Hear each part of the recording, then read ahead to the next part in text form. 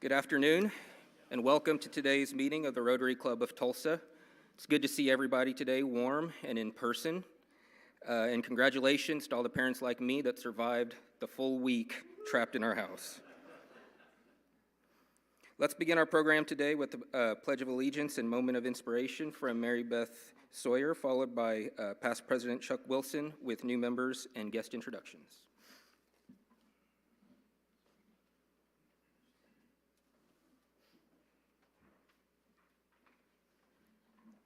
Please join me in the Pledge of Allegiance. I pledge allegiance to the flag of the United States of America and to the republic for which it stands, one nation, under God, indivisible, with liberty and justice for all. Oh, you may be seated.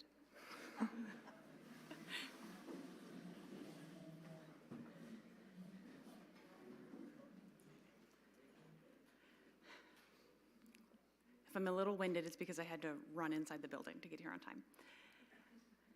There are a lot of things that I could say to tell you my Rotary why, but I'd really like to start with a story. So let's go back in time for a second, okay? In 2014, I was a junior at Edison High School. Any Eagles in here? Woo! Right, okay. So I was a junior at Edison. I was working at Petty's Fine Foods, which miss Petty's. If you never got to experience Petty's, it was pretty amazing. I was working there.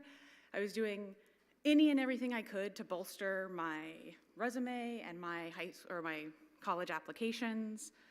I was my high school Key Club president, which meant that when Miss Kendra Culp, who is now happily retired, who was our Key Club sponsor, came to me, handed me a flyer and said, "You're going to this camp." And I said, "I don't have time for camp. I'm trying to get into colleges right now." And then she told me about the camp. I said, "Well, okay, I guess I'll apply for this, but also when Miss Culp told you to do something, you did it, right?" So I applied for Camp Enterprise, and I was accepted into the 2014 Camp Enterprise cohort. I went to camp. I had a blast. I didn't quite know what I was getting in for, but I had a great time. I made a lot of new friends, some of which were part of our international youth exchange program. I remember being incredibly impressed by the speakers, most of which were entrepreneurs. They weren't just business people, they were business leaders, they were entrepreneurs, which my parents own several small businesses, so that spoke a lot to me. It was a great time. But what I really, really remember thinking when I left Camp Enterprise was, wow, Rotary really sounds like something I want to be part of whenever I grow up. Remember, I was a junior in high school, so I still said things like, "when I grow up." Fast forward a few more years, my first semester of grad school, I'm managing a boxing gym here in town, and one of our clients comes in and tells me that she's just joined something called Rotaract. And I said, "Rotaract? That sounds an awful lot like Rotary." She said, "Well, it is." So I joined Rotaract. Fast forward a couple more years, and now we've come full circle. I'm a member of this Rotary Club, but I am also very happy to say that I have served on the Camp Enterprise Committee every year since we brought it back, post-COVID, and that I am also very honored to be the chair for the Youth Exchange Program for this year. So, my Rotary why, it might end with all of you and the relationships I've built and the opportunities I've had since I've joined this club, but it began with Camp Enterprise. And for those of you who don't know, the Camp Enterprise applications are open right now. So if you know any young, tenacious high school juniors in a local Tulsa or surrounding area school that you think would make a great addition to this year's Camp Enterprise, please, please, please have them submit an application. Or if you haven't had the chance yet to be part of Camp Enterprise, to go volunteer, come join us. We have a lot of fun. It's a great time. But that's my Rotary why, is Camp Enterprise. So thank you.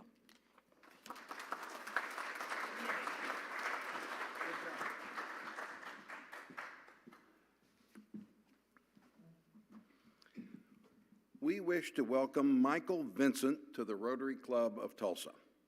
Thanks to his sponsor, Dylan Harden, for referring him to us. Michael is a CPA and tax manager at Eide Bailey, where he has provided tax advisory and compliance services for the past 7.5 years. While servicing a variety of business owners around the Tulsa area, he primarily spends his time in the dealership and real estate industries. Michael is a Tulsa native, grew up in Midtown while attending Marquette Middle School, and ultimately graduated from Bishop Kelly High School.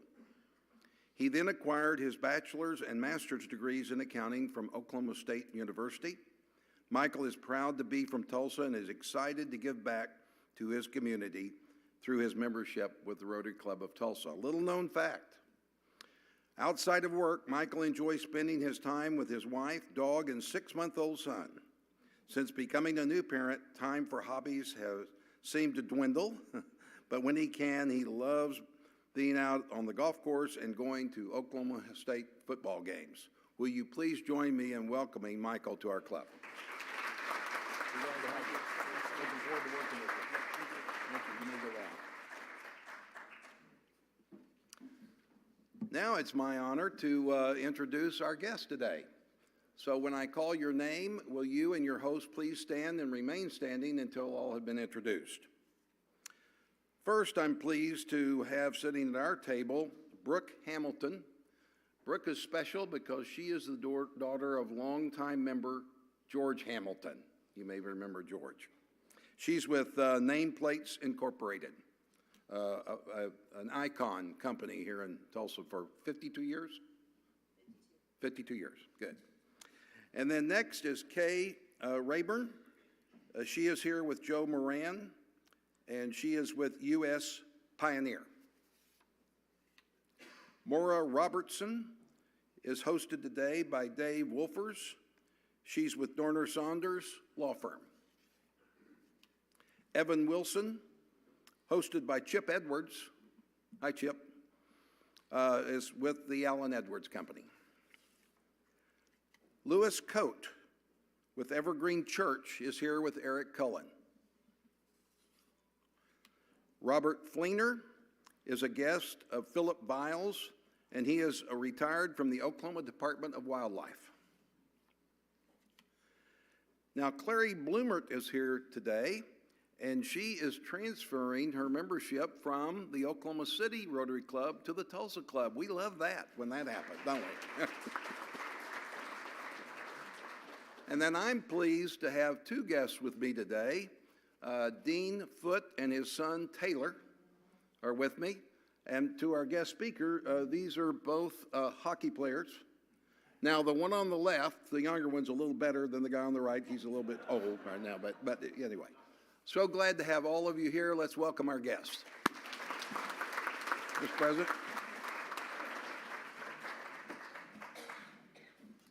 It's a lot of guests today. Welcome, everybody, to our meeting. I know you're in for a great time, and I hope you'll consider joining us at our weekly meetings and being a part of our club. A few announcements. This year's fireside meetings are being held this week from 6 to 8 p.m. On multiple nights, hosted by Barbara and Bill Kogerman, Lane Dolly, Kevin Murray, and Tim Knoll. Fireside is an annual tradition that fosters fellowship among members, deepens understandings of Rotary, and encourages meaningful discussions about our club's future.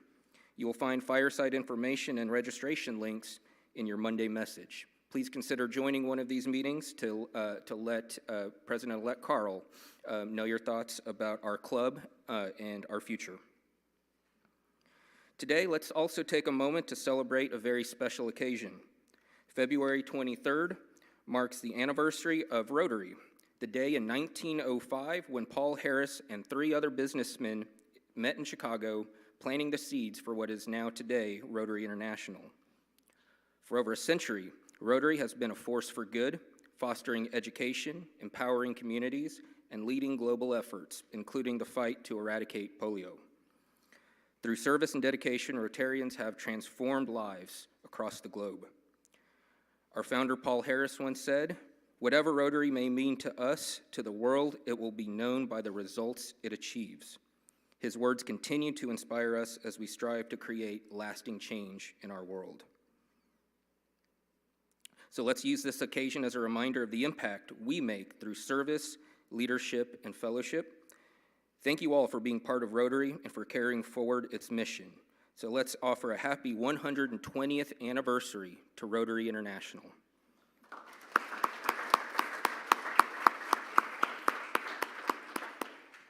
And for our guests, that is the history that you'd be joining if you would like to join our club. Now it's Sarge time. Sarge Barker, come on down.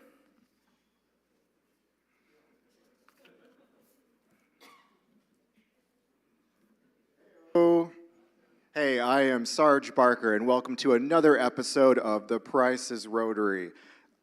I'm sorry, 120 years of Rotary, and then you give me a microphone. I apologize.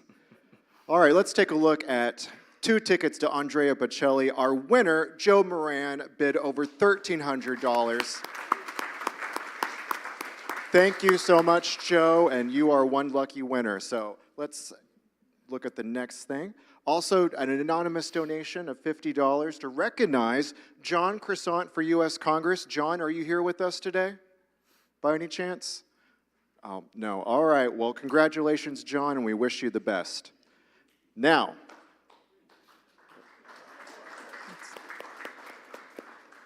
also, let's find out who our lucky contestant is today for the Price is Rotary.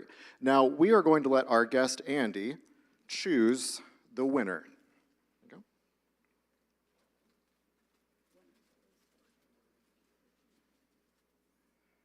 go. Okay, let's see here. Kiden Creek Palm, are you here with us today? Kiden Creek Palm. Nope. All right, let's try one more try. Let's see if our winner is here with us.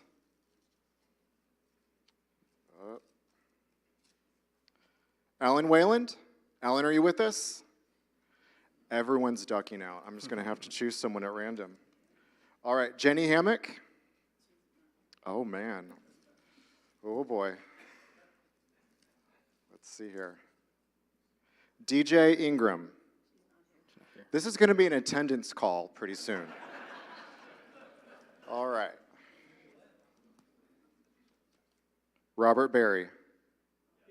All right, Robert, come on down.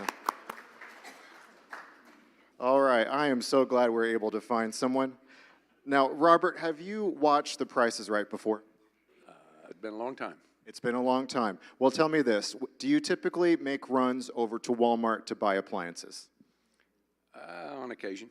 On occasion. Okay, well, good deal. Because this game is going to be very simple. We're going to find 6 items and ask Rob to tell us if that price should actually be higher or lower. Does that sound pretty simple? Okay. Not a You got 6 items, but you have to get 3 right in order to win. Does that sound pretty simple so far? Not a problem. Not a problem. Okay, he feels pretty confident.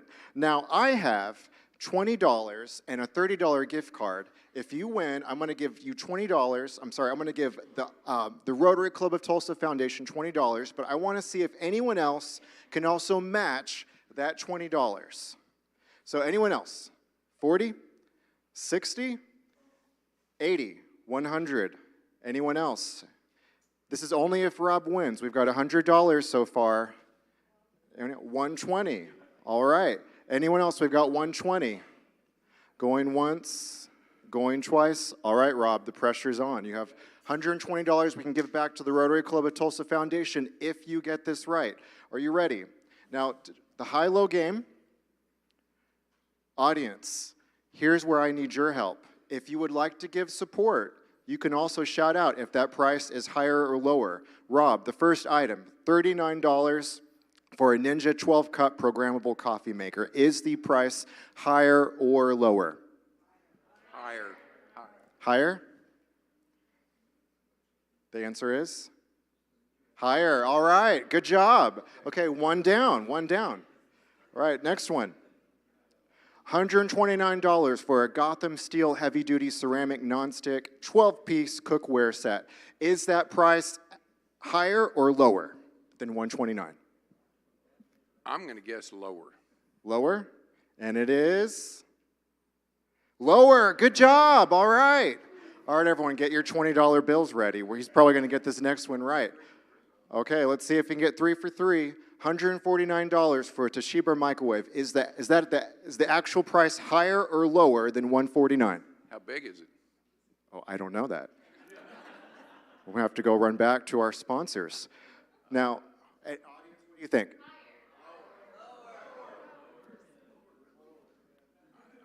Say lower because that looks like a small one. Lower? All right, let's see if we can go 3 for 3. Ready? $149. The actual price is higher. All right, let's try it again. $225 for a Frigidaire ice maker that you could purchase over at Walmart.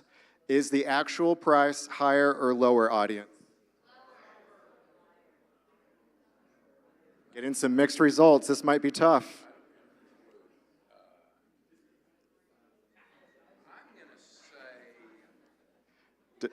Does anyone else have any Frigidaire ice makers at home we could help out with? All right, so you're going to say lower? I'm going to go lower. Lower. All right, final answer, guys. Let's take a look. $225. Is that actual price higher or lower? It is. Pressure's on. Okay. All right. We can do this, Rob. We can do this. $6.99 for a Vizio 75-inch 4K television. Is the actual price higher or lower, audience? It's higher?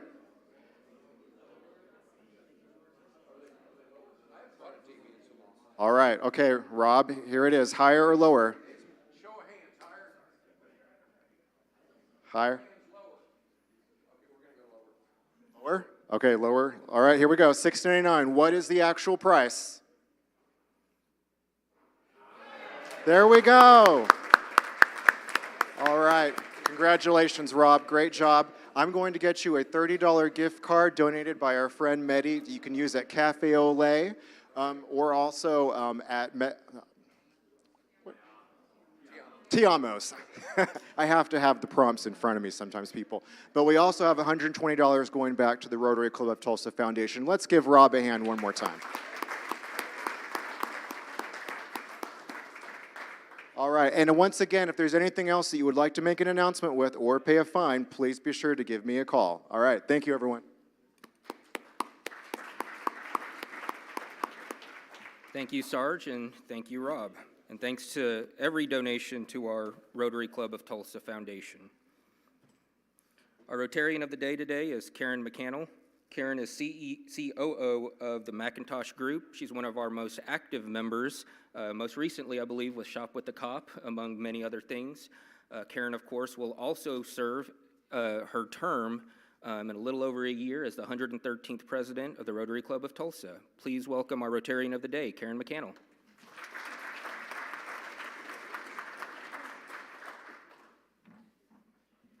Thank you. I am subbing for DJ, who is with her son at a medical appointment today, so thoughts with her and her son. Andy Skirto founded ISCS in 1994, which quickly became the industry's leading insurance tech platform. ISCS was acquired by its largest competitor, Guidewire, in 2017, and Andy has more than 30 years' experience in IT and development, which 26 of those were specifically in the insurance industry system. Andy received his BS in computer engineering from San Jose State University, and Andy's passion for hockey began with his daughter, who played youth hockey for the San Jose Junior Sharks and played for the Lebanon Valley College in Pennsylvania. Being involved with youth sports gave Andy the opportunity to grow his love of sports and being around and involved with sports. This passion drove Andy to want to purchase teams and build a hockey town in a location not traditionally known for hockey, which, lucky for us, turned out to be Tulsa.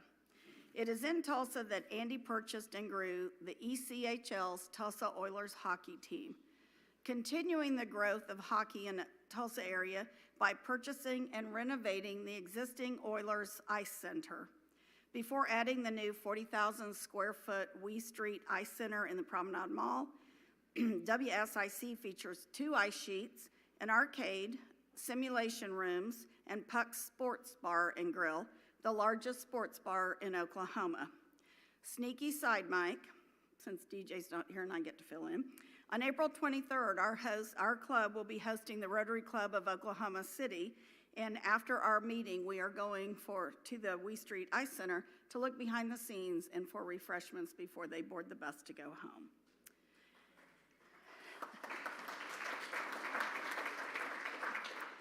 In addition to growing hockey, Skirto brought an indoor football league franchise to Tulsa, the Tulsa Oilers football team. The highest earning and most attended team in the IFL begins its 3rd season on Saturday, March 22nd.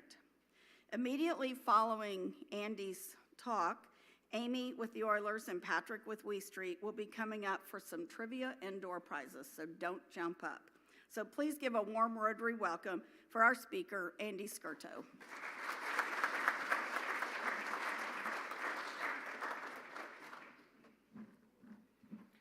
Thank you very much. Appreciate that.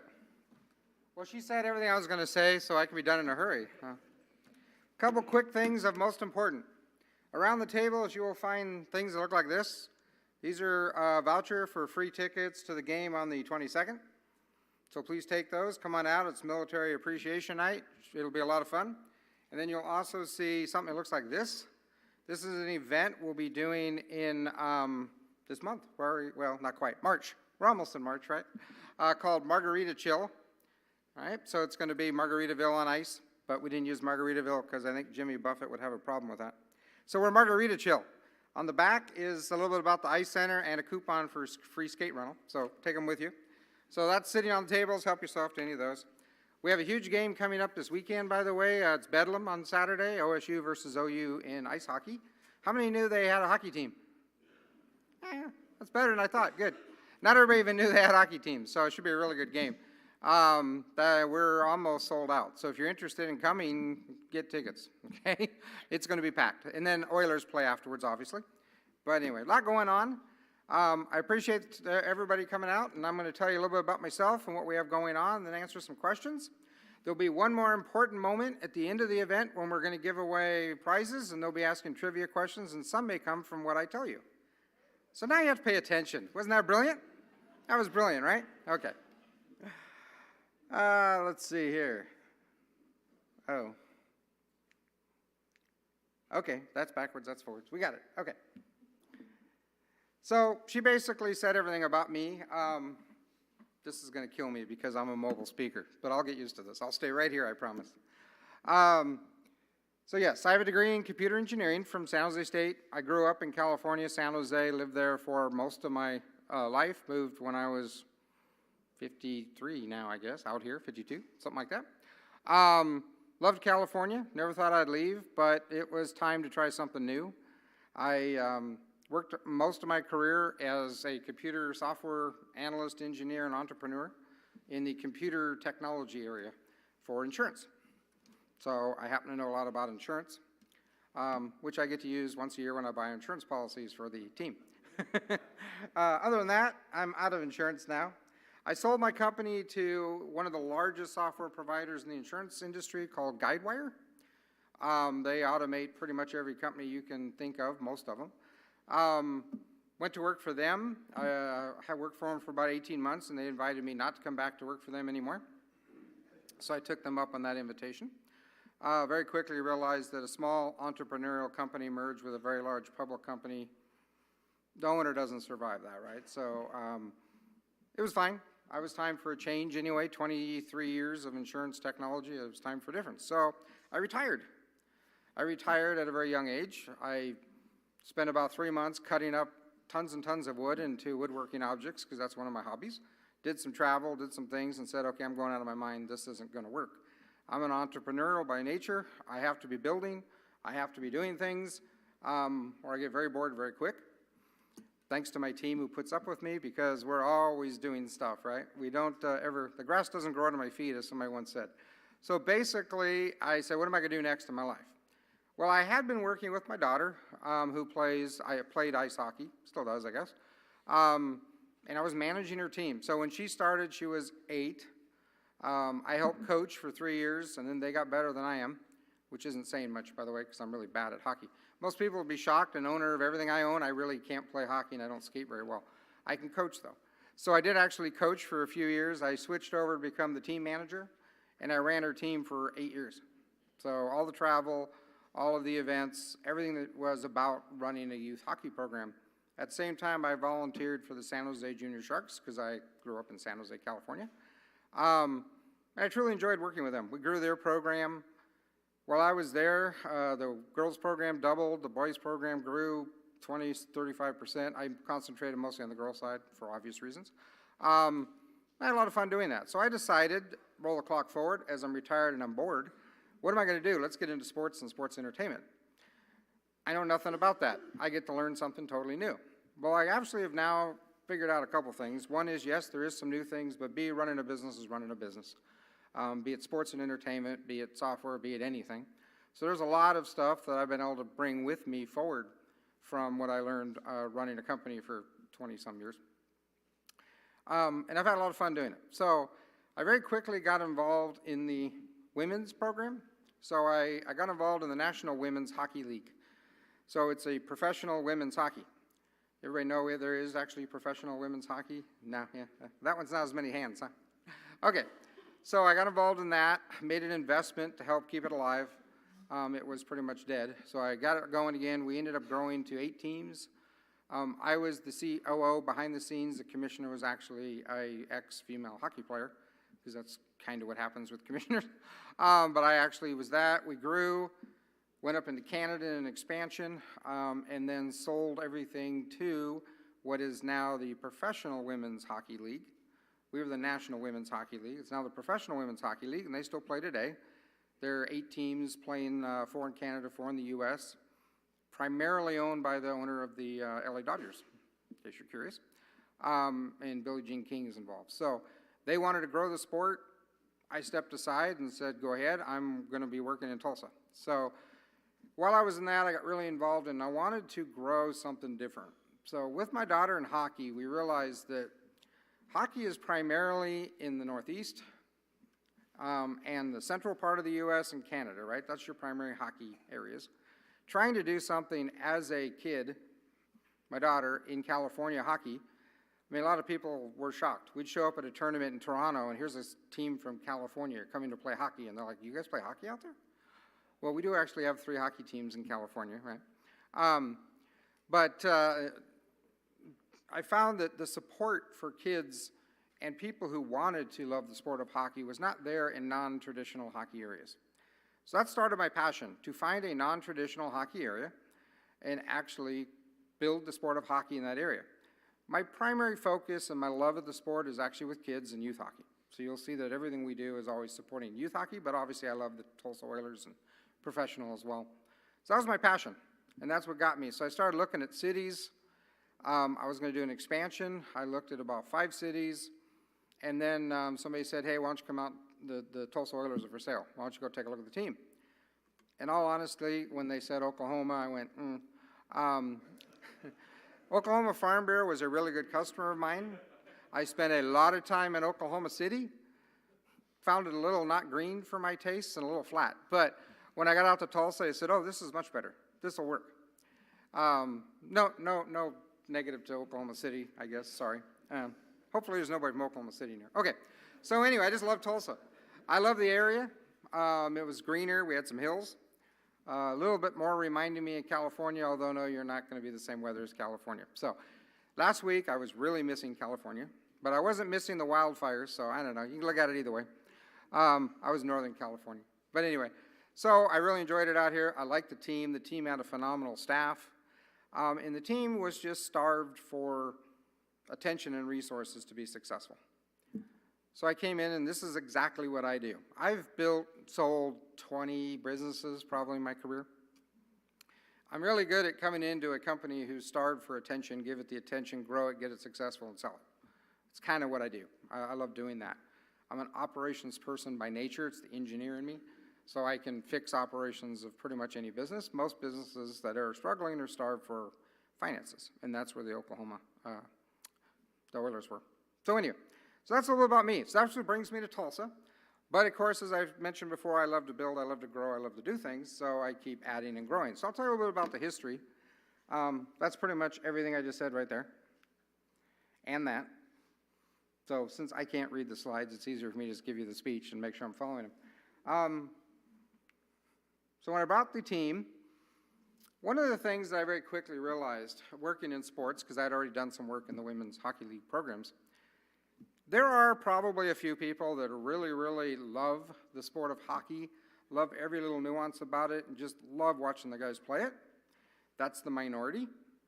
The majority of our fans are there to be entertained.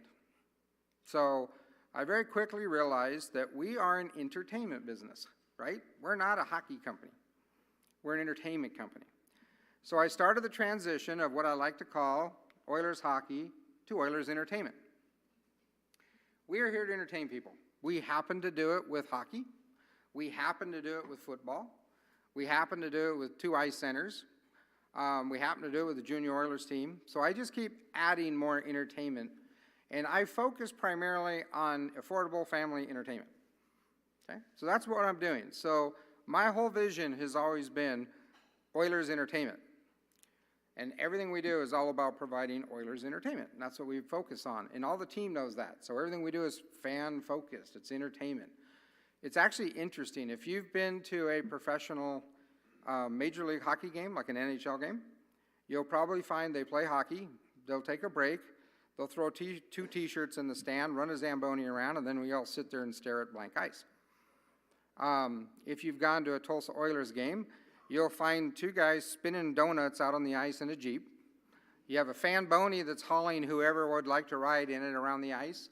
We've got T-shirts flying, Frisbees flying, stuff, and we entertain until the last possible second that we have to run the Zambonis, and then the team comes out. In the lobby on a Sunday, it looks like Cirque du Soleil. We've got dinosaurs, we've got balloon animals, we've got people face painting. It's fun, it's family fun. And the way I look at it is I try to make sure we stay as affordable as possible. I want families to come out to our games and enjoy it and not cost anything more than if you took them to the movies. Okay? And at the Oilers game, you can actually interact with your family and have fun. You can boo the refs, which everybody does, unfortunately. You can cheer the team, which I hope everybody does as well. And talk to your family and have a really good time together. And it really does not cost that much more than going out to the movies, in which case you're sitting there in a dark room watching a movie. So that's my goal. That's what we did. And I've been growing everything along the way. So we start with the Oilers. When I started in with the Oilers, I think our average attendance was $3,000, somewhere in that neighborhood, 2,400 to 3,000. Right now we're running, last season we were close to 7,500. So we're doing about a 30% year-over-year growth. Okay. Our concession revenues, which is primarily for the BOK's concession, we don't run concession, BOK does. We've driven the concession revenues up over 70, it's almost up to 75%. That's all revenue going back to the city, going back to the BOK. I get a little piece of it, but, so that's been really helpful. This season, we've done over $1 million in revenue back to the BOK in concessions to date, and we haven't finished the season yet. So it's not only revenue to the Oilers, it's revenue back into the city that's going into the BOK Center. We have every year set the largest opening night attendance. So this year's was 13,000, 1,100.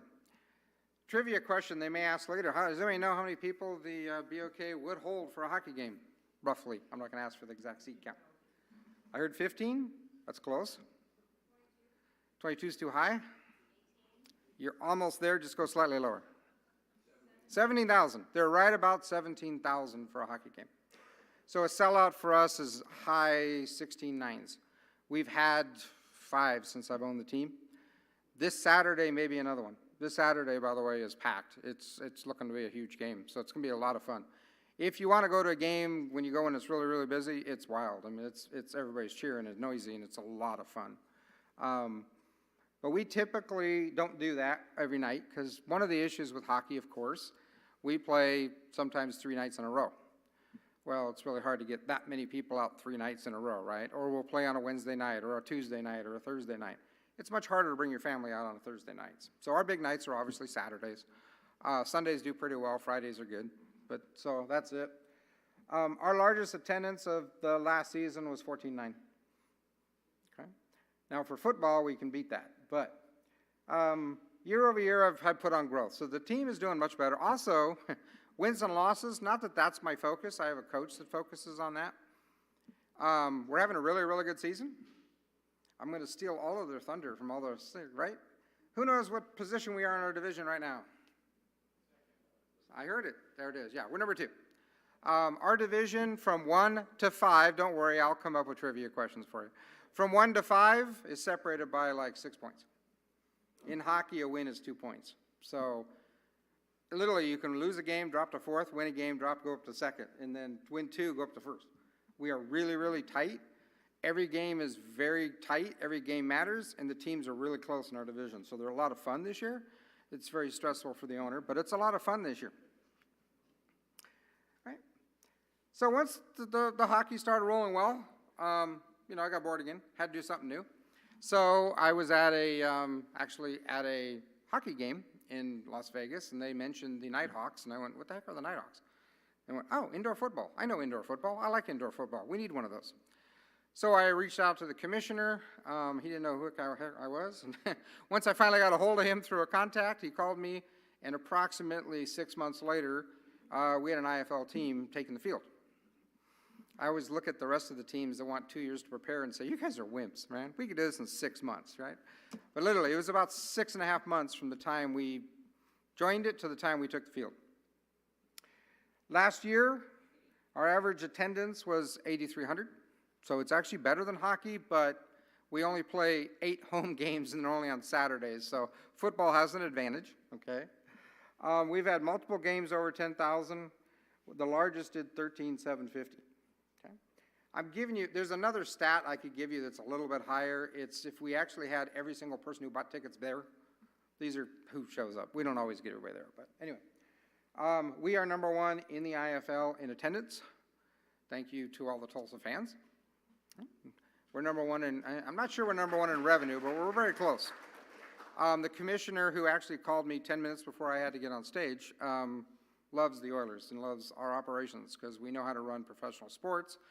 I've been a prior commissioner behind the scenes, so we're working together all the time to grow the sport. So this is going to really grow in the U.S. IFL. We're at 14 teams. We already have 3 new ones coming in. We'll be back up to 30 here in a few years. It's just an up-and-coming sport. If you've not been to a football game, you got to go to a football game, okay? You don't even have to be a football fan to go to a football game. It's crazy. It is played, I'm sure you've all seen a football game. If you haven't seen indoor, imagine watching OU twice as fast. We have they move fast. We only get 15 seconds on the time clock. We only get that, and it's going, it's going, it's going. So it's a lot better for families because you have less of nothing going on, right? A lot going on. Also, it's really fun, and it's really fast. And the guys are killing each other out there. They hit just as hard as any other league, so a lot of fun. So then I turned my attention back to youth hockey. I want to start growing youth hockey. So I've got the Oilers going, I got the football, I got my fans all entertained year-round, because football is the other part of the year from hockey, mostly. And I go back to youth hockey. Well, we had one ice rink in Tulsa, permanent ice center. That was, of course, the Oilers Ice Center. So I said, well, I'm going to buy that, I'm going to expand it, and I'm going to fix it up. So I did. So I bought it, and we fixed it up. I have put about $1.5 million into that building. It looks much better than it did when I bought it. We actually have air conditioning and stuff that works now. It's a nice little ice rink, but it's great for hockey. It's great for the sports we play in it. We very quickly converted part of it to a bar. So we had a place for people to hang out after hockey and have a beer. We very quickly added a women's league. We now have a women's league with 5 teams. Adult women's league with 5 teams that compete, and they have a lot of fun. They have a lot of fun, by the way. If you come out there on a Sunday morning, I think they have more fun than the guys playing, I got to be honest. They're having a blast out there. Our youth program has grown by, and I think it's well more than 20%. What does that say, 200%? I can't even read my own thing. It's huge. So we've really grown youth. Our Metro League is pushing 150 kids now. We did a try hockey for free last weekend, had 75 kids out there, and like 25 signed up. So one of the things I've done to grow youth hockey, or hockey in general, has a problem with its accessibility. So NHL has a program called Hockey is for Everyone. A lot of people liken that to being a racist thing, but it's not. The problem with hockey is it's an affluent sport. It's expensive, okay? Having a daughter who played at the highest levels of youth hockey for 8 years, I can tell you, it's expensive. You're traveling, you're buying gear. If you take a kid and put him in a set of gear, he's wearing $1,000 worth of gear, right? A stick, if you want the top sticks, they're $350 a piece. The stuff's expensive. So what hockey is trying to do is push that to where anybody can play. And when I came here, I said, I'm going to support that. If a kid wants to play hockey, we're going to find a way to put them on ice. So I bought 100 sets of gear. We loan them. I bought a bunch of sticks. We loan the gear. We loan all that. We use rental skates. We have helmets for every kid, obviously, that we can loan them, right? So what we do is we brought the gear in, and we now do try hockey for free programs. They come out, we put them in a set of gear, and they go out and they skate around. If they like it, they can come back and sign up for a Learn to Play Hockey program. What we do is we sell them a set of gear for, depends the program, but a couple $100, and then if they play for 6 weeks and say they don't like it, we just buy it back, okay? We do that, otherwise a lot of gear was walking off. But the idea is we're going to lend them the gear to learn how to play hockey. If they really like it, We have very few who don't, by the way. Hockey's a really fun sport. Once the kids gets out there and start doing it, it's just, kids love it because there's action all the time. You're not ever standing around doing nothing. You're always skating, you're always playing, you're on the bench, you're cheering, so it's a really good sport. People look at it as dangerous. It really doesn't get concussion-bound dangerous until you're up at like the Oilers level. Youth sports are very much managed and controlled. So we've really done a lot of stuff. We've added some street hockey. If kids don't want to skate, we have another way to play. Okay? The city came to me 2 years ago. The Parks TPF, I always get that wrong. The Tulsa Family Parks and America came to me and said, look, we're having summer camps all year for kids that don't have opportunity, and can you get involved in some way? I said, absolutely. So throughout the summer, they do 5-day camps, different places. So one day they're soccer, one day whatever. One day they're in our ice rink. And we actually will get them play broom ball, hockey, any number of sports, feed them lunch, and then they take them back with the bus. The first year we did it, we serviced 33,000 kids, and last summer it was closer to 4. Okay? And that's all free. We do that just to help support the community. All right. Well, then my expansion on Wee Street, or on Oilers Ice Center, didn't work out. I don't have enough land. Couldn't put in the expansion and the parking we needed, so I said, well, I guess I got to buy something else. My real estate agent said, what do you think of a Macy's building? And I said, oh, let me go take a look at a Macy's building. So I walked around. The plans happened to be laying there, so I looked at them, and I was able to go, I could fit this. The ice rinks inside there actually fit with about 8 inches of clearance between the poles that hold the ceiling up, although we did remove 45% of the structure that held the ceiling up. When you come out to Wee Street and look up, I'll talk about this a little bit as I talk about the construction. The construction that's holding our roof up has never been used in the United States before. It's a really unique way of doing it, and it's really pretty neat. So I'll show you some photos of that. Okay? But what we built there, we have 2 NHL rinks. We play ice hockey, obviously, youth hockey, adult. We play broom ball. We play, they do curling, and we do a lot of figure skating competitions, learn to skates, you name it, anything you can do on ice, we're doing. I can't announce it formally yet, but there's a really good chance that the USA National Curling Championships will be in our building next year. Thank you. And the NCAA Roller Hockey Championships will be in our building next year. Now you may say, how do you do that on ice? We actually cover the ice. So. Okay. We did have the World Axe Throwing Championships in the building the month after we opened, just to challenge ourselves, right? No soft openings here. We're going to open and host 1,000 people throwing axes and knives and drinking beer. A former insurance person, I was having a tough time watching that, okay? But nevertheless, it went well. There was no injuries. We only lost one board, glass board that they threw a knife into. They were actually really good. They had a great time. It was all filmed on ESPN, the championships, and believe it or not, aired on ESPN on Mother's Day.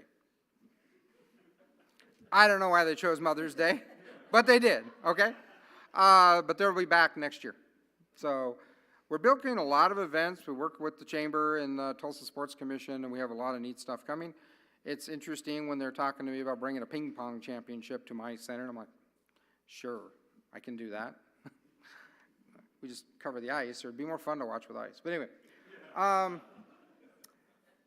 we have Pucks. Pucks is our sports bar and grill, so it's on the second level when you come in the main building. It is huge. It's 12,000 square foot, seats almost 400 people. We have huge TVs and games on all the time, watch parties all the time. If you want to come watch sports, it's a great place to come watch sports. And we have really good food. We have a concession downstairs for the skaters. We have the meeting rooms. We actually have meeting rooms that we rent for all different purposes, company events, different things. We have the simulator rooms where you can come play a golf simulator, or we actually can do hockey simulations. There's a lot of different games you can play. It's a lot of fun. Pro shop, we're the only pro shop in Tulsa. Perhaps in Oklahoma, I could argue. There's really not much in Oklahoma City either. So we're doing, we have any kind of hockey gear, figure skating gear, or ice equipment that you can imagine in there. We're currently sitting on over $600,000 in inventory, so if you need anything, we got it. Don't go to other places because we know how to fit skates. So please, if you buy skates for any reason, go to a pro shop that knows how to fit skates, or you're going to have the wrong size and really hurt your feet. We've been fixing that problem for somebody else regularly. Practice, it is actually where the Oilers practice. So the Oilers locker room is on one side, and they practice there about 40%, 50% of the time. The other time they're in BOK Center. So they practice there a lot. Today, as I walked out to this meeting, they were practicing. And then we have the junior Oilers, which I will talk about here in a minute what that means, who actually have their facility there and their locker rooms there. It's also where OSU plays all their games. So they just played last weekend. Their season is done after Saturday. So, but they'll be back next year. A lot of fun. Come out, watch the games there. Very intimate setting, all the fans cheering. It's really, really fun. And we're getting a lot of engineering awards. So interestingly enough, I was invited to speak at an entertainment summit on facilities, et cetera, and I said, yeah, all right, I'll do it. Where's it at? Tulsa. Oh, well, that's convenient. And then they tell me, and it's hosted in this place called Wee Street Ice Center, and I went, why don't I know that? Anyway, it's because the Sports Authority was booking it and didn't really tell us who the company was who was coming in. So I was going to speak in my own building, didn't know it. I guess that's my bad. Okay. A little bit about converting a Macy's to an ice center. So Macy's was 180,000 square feet. With removal of concrete, we're now 140,000. It's a very large facility. If we look off to, is that a pointer? Whatever, we'll make it work.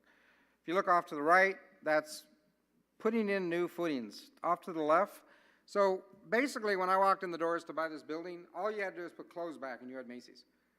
The racks were still there. I mean, everything was there just like Macy's just moved out, okay? It was kind of weird. There was a movie film there.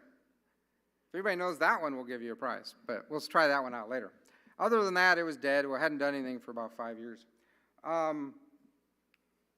So what we had to do, all these little nasty steel thingies was in the way of playing hockey, unless we wanted to play a new form of hockey, which is dodge the columns and try not to kill yourself. We removed 40% of the structure that held the roof up. And that's actually what we had to remove, is all of those columns. If you look up, I think I have a better picture. There you go. You'll see a truss structure. So that is a reverse truss structure. So instead of holding it up, it pulls it up. The metal bars, this you can't appreciate this unless you're there. The metal bars that are there, those little rods are about 4 inches across, 4 inches in diameter. The nuts that go on them are like that big around. They don't look like much from the ground, and by turning those, we could actually readjust and raise and lower the roof back to where it was supposed to go. It's a system that was used in Europe, but never in the U.S., and the reason why it works so well in this rink is it only takes about 2.5 feet. Most of the truss structures they were bringing in that could hold the roof up would have cut all the headroom out of playing hockey. So this allowed us to keep everything high, out of the sight views of everybody watching the games, and it actually went really well. So it was a massive project of remove anything there that was floored, dig out all the footings under all the columns we're keeping, put in bigger footings, and then rebuild all the structures on top of it. Bennett Steel did a phenomenal job of doing all that. And we got it rebuilt, and we started coming back into, well, that was pucks from up above. What is that? Yeah, that's pucks from up above. So we ended up getting back into a full ice center.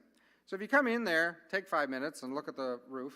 Doesn't sound very exciting, but from inside, look up at the ceiling and take a look at the engineering. It's actually really neat. We've won 4 or 5 engineering awards already on that. I say we, I didn't design it, but nevertheless, our architects won awards.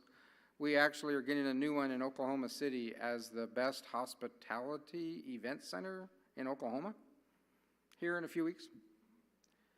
That's what I'm doing. Okay. So, I mean, I didn't build it to win awards, but it's winning awards. Pucks I talked about.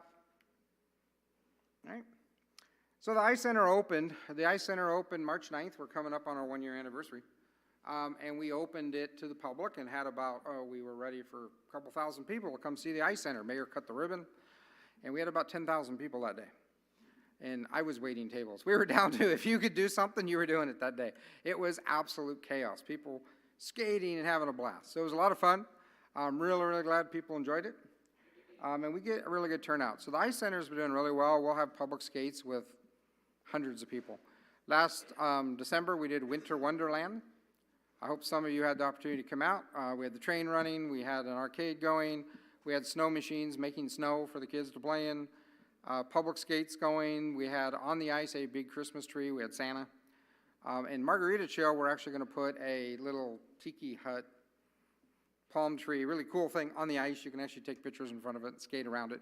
And we will have drinks on the ice at certain times. They'll be alcoholic, only at certain times, because we got to keep it family friendly most of the time. But that'll all be out. You can look at our website and get all the hours and all that. So the next thing we did is I now have a new ice rink, and I want to keep it busy, and I have some space. So I brought in they're called the Junior Oilers, but they're not the Junior Oilers that have been here forever. The Tulsa Junior Oilers was the youth program, the high-end travel program. Our house league is now called Little Oilers. That's the program that we run. That is for the kids that aren't ready to start traveling all over the United States competing in hockey. The Junior Oilers is, the easiest way to say it is it covers the gap of kids from youth to college. Okay? So it's 16 to 20-year-olds. We operate like a professional team. They don't get paid, but otherwise they're like professional teams. So they operate, they travel. We play, this coming weekend, we're in El Paso, I believe, Atlanta. We're in Atlanta this coming weekend, and then we go to El Paso. They've been into our rink. So it's a full-on travel league, just like the Senior Oilers, but the players don't get paid, which keeps them college eligible. So they're basically looking for, then they get paid, right, once they go into college. Anyway, can't give them a dime right now, but once they get into college, they can rock anything they want. So they're a really fun team to watch. So they play almost as well as a professional team, right? They're trying to get into college programs. Great set of kids. They bill it. We have kids from California to the Northeast, all that came in and played. It's 2 weeks left of the season on the road, so you can't watch them this season, but they'll be back. Okay? So that was a very successful program. Okay. So those are all the things I've had going. We're very committed to the community. I've said some of the things we do, but if you've been involved with the Whalers, you'll know we do Alzheimer's support programs, cancer support programs, homeless program. I mean, we have tons of stuff. So we're always doing charity events. We're always trying to help the community. We give back any way we can. Our players are at hospitals all the time. Our junior players are there. I mean, they go to schools. We bring the fan boni out to schools, give kids rides, all kinds of stuff like that. So we're really, really involved in the community. Right. And that talks a little bit about the sport of hockey. I think I've covered most of these. So there's a lot, right? So there's the adult league that we've had for a long time. It's growing. It's doing well. We have the youth program. We have the juniors program. We have the men's program, the women's program. I mean, we have just a ton of hockey being played at all levels. So regardless of what level you are, you could get in and learn a little bit of hockey and play on a team. Some of the rec teams are fun to watch because they're really slow and they're enjoying themselves and they're growing, right? And they're going to learn more about hockey. Okay. Curling.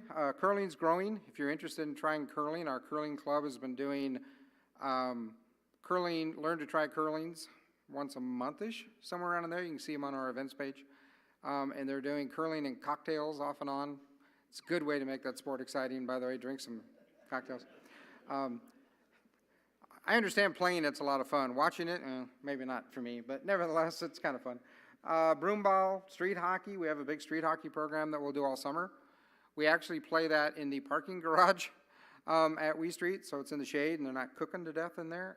We have a whole training area up in the parking garage and all that street hockey. And then all the different ice events. So I've talked about axe throwing. We've done axe throwing. We've done, oh boy, I don't know. We've done a bunch of hockey tournaments. We obviously do play hockey in there. We do a bunch of hockey tournaments where people come in from all over the United States. We did win the Tulsa Sports Commission's Partner of the Year because we've done so much business, brought so much tourism business into the city of Tulsa that come to see the rink. I don't want to sound like we're bragging, but I've been told, I'll say it that way, we're the nicest ice rink in Oklahoma easily and probably in the, Texas and all the surrounding states. So that's what I wanted to build, was something really, really special. And I think we built it. I'm not saying it's perfect. We're still tweaking and cleaning and fixing a few problems. But we're going to continue to make it the best facility we can possibly have in the city of Tulsa. What's next? Yeah, the grass doesn't grow under my feet. There's a big couple projects I'm working on that I'm not allowed to talk about quite yet. But I am attached to a defunct mall that needs to have something done with it, so I'll just leave it at that. So we have some big projects coming up. I will just keep growing. That's what I do. I'll keep adding more things, and all of it is always going to have the mission of family-friendly entertainment. That's what we do.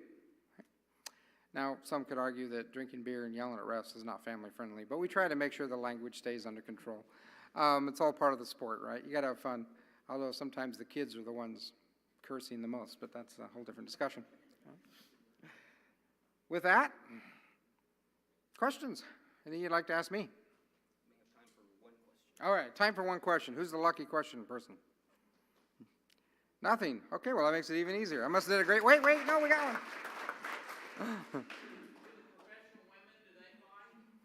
one. No. If they do, they are actually suspended. They're not allowed to fight in women's hockey. Although they do play pretty nasty and pretty rough, I will tell you. I get a couple hours here and there. I have a great team. We're up to over 150 employees running all this stuff now, so that's what keeps everything going. It's not me. It's the great team that I have working for me. I do very little. I show up and do this stuff. All right, well, we've got some freebies. Let's do this quickly. Let me start with, so what do we got, Amy? We've got a jersey, I know. We have a jersey and a football, a bunch of pucks and stuff. How about I ask a question? Who knows when the Oilers were formed? Which year?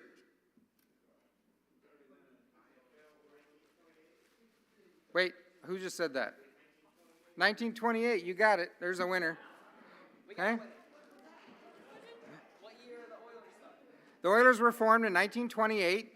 We are playing our 73rd or 74th, I think 74th year of actual hockey. We didn't play during certain stuff, back left. Yeah. We didn't play during the war, during some issues, but yeah, so 1928. You going, Patrick? Okay, we got some questions. This one's a trick question. What did the Oilers rebrand themselves as earlier this year for a special weekend? It's a really good one. No. It was the Route 66 Someone said whale. weekend. Did somebody say it? I heard it. What was the answer? The answer is the Blue Whale. We rebranded as a Blue Whale for one weekend. It was really fun, very popular. Yeah, it was a lot of very fun. Popular weekend. We were supporting the Route 66 initiatives for the Lieutenant Governor. So we what- actually did that. Next question, what business are the Oilers in? She got it first, right over here. Entertainment, thank you so much.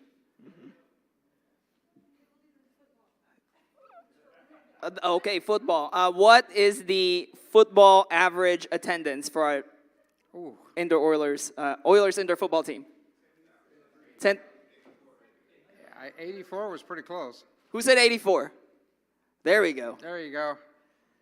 So we've got some Wee Street pucks, some different stuff. What championships will be or have already been hosted at Wee Street Ice? Someone said axe throwing right over there real quickly. All right, I heard curling. Somebody, okay. Someone said curling. Let's give that one too. And roller Okay, hockey. well, There's your we- third one. Let's get that one as well. Ping pong. Ping pong, maybe. It's maybe. Hopefully ping pong on ice. That'd be fun, isn't it?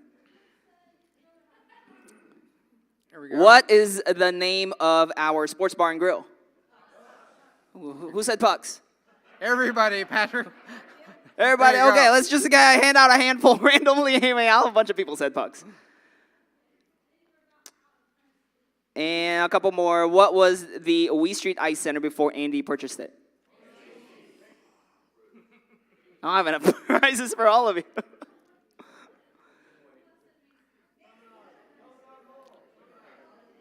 Macy's. still Macy's. Promenade Macy's Mall. is the answer.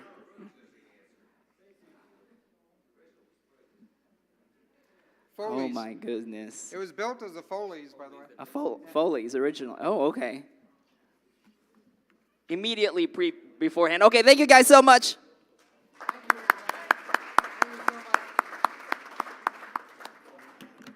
Thank you, Andy. Thanks for filling us in on the state of hockey. I do happen to be an OSU hockey fan, mostly because I know that they happen to win more games than our football team did this year. So, but not by much. A book celebrating today's program will be donated to Partners in Education, Silly Clinton Elementary. The book today is Hockey, Morning, Noon, and Night. Upcoming programs next week, Yahash Sahani from the Rotary Club of Cupertino, California will be our speaker. He'll discuss the Guatemala Wash Project, which is a collaboration that our club is joining with the Stillwater Pioneer Club and the Cupertino Club. You won't want to miss that. March 12th will be Rocky Goins. He'll present an update on the construction and commissioning of the new USS Oklahoma naval submarine. March 19th will be Mike Mazie, founder and CEO of Trinity Wealth and former member of the Oklahoma State Legislature, who will give us an inspirational speech and give us some thoughts on Oklahoma's economy and education. Special thanks to gold sponsors, Weeby Trees, Tim Knoll, Max Electric Supply, Jack McGlumphy, Coldwell Banker Select, Sheree Gardner, OK Ethics, Mary Lytle. Welcome our newest gold sponsor, Farmers Insurance, Dave Bryant, and Ellsworth Construction, Ryan Quattrocci. I hope I pronounced that right. This week's silver sponsors, J.D. Young, Doug Stewart, Trust Company of Oklahoma, Michael Hairston, Allen Edwards Incorporated, Chip Edwards.